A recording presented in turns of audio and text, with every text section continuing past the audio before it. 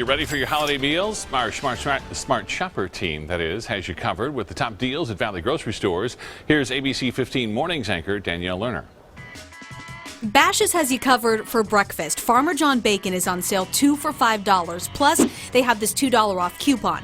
That brings the price down even more, 2 for $3. Bash's also has blueberries on sale, a 6-ounce container for 97 cents.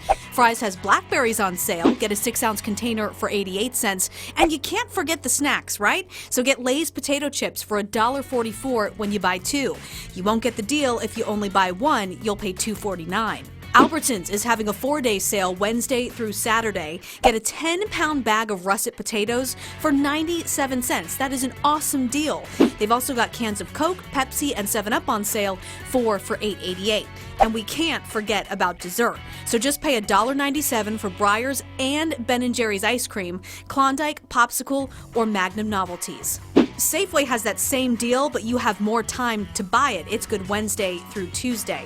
And while you're at Safeway, grab a 3-pound bag of clementines for just $2.67 each.